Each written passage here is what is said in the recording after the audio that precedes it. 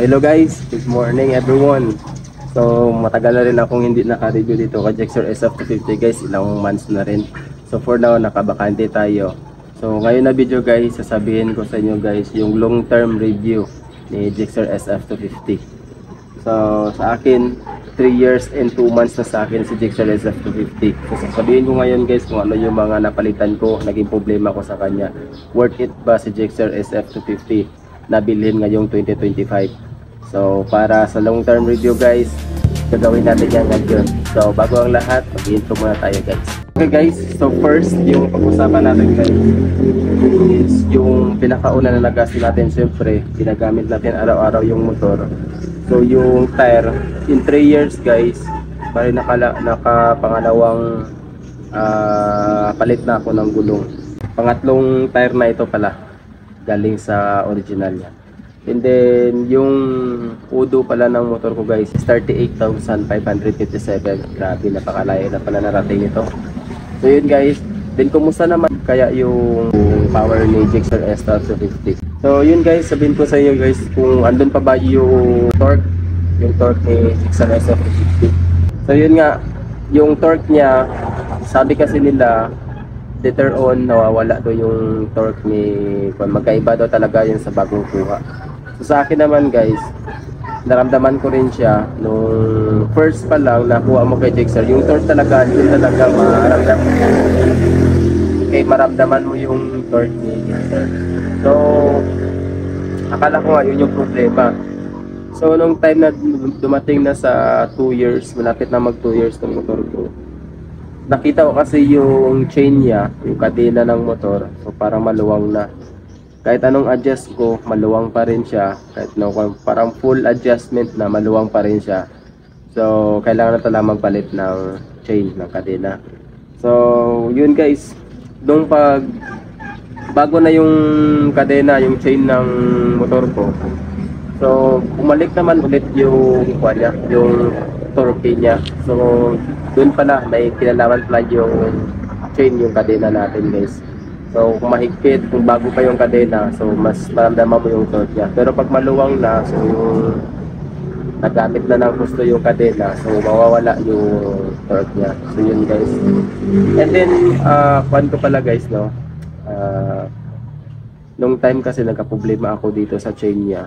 Kasi nung nagpa-change set ako ng kadena, hamakin mo guys yung kadena nito guys, no. Pero sa mga big CC, napakamahal talaga ng mga accessories, yung mga parts niya. Pero dito sa atin guys, kung kadena lang yung bibilhin mo sa kasa, nasa 2,027 yung chain lang.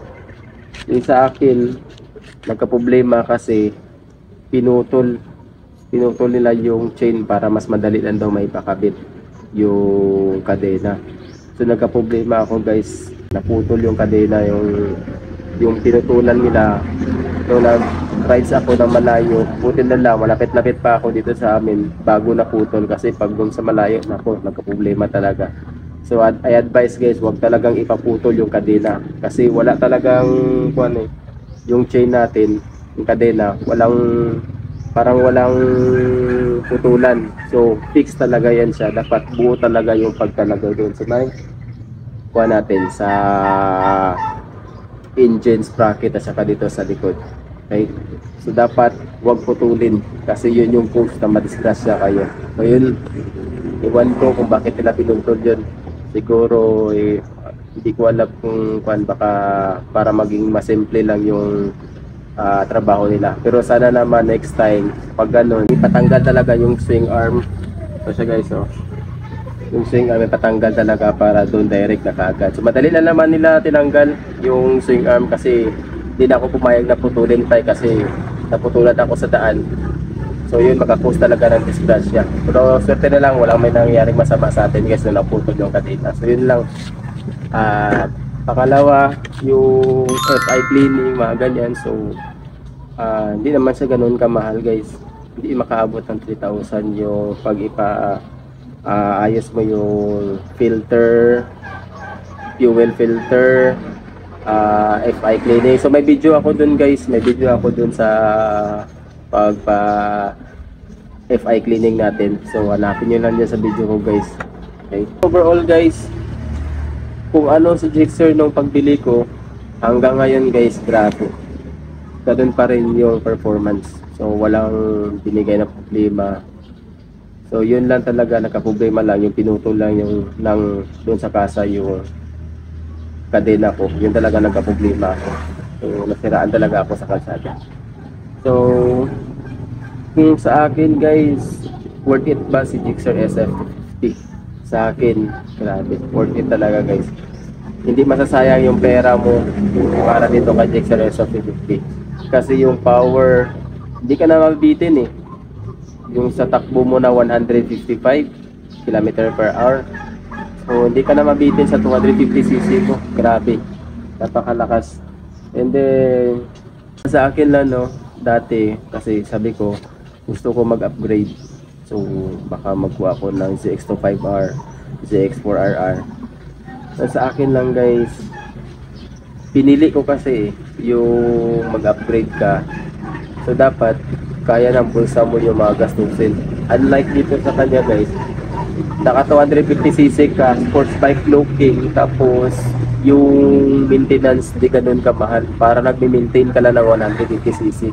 So nag-stick na lang ako dito guys, kasi pag ako tatanungin kung mag-upgrade pa ako sa higher cc, pag hindi na makaya, kasi tinitingnan ko kasi yung status eh, kung kaya ba ng bulsa mo, yung mga expenses, yung panggasolina, kasi matakaw sa gasolina, yung isa number one na problema pag mag higher cc ka.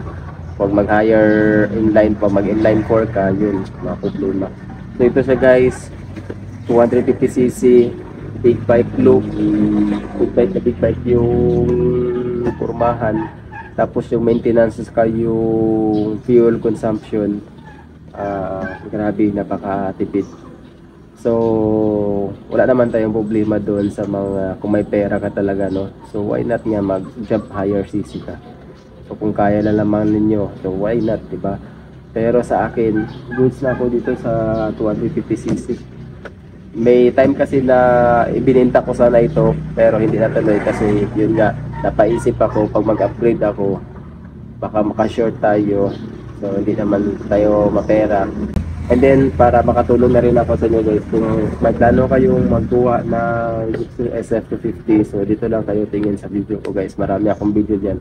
So kung ano yung mga problema guys, kung may mga nakalimutan ako, kung ano yung gusto nyo itanong about dito sa performance ng Gixxer SF250 after 3 years pang long term review, so i-comment lang ninyo guys, nakakaya natin sagutan yan.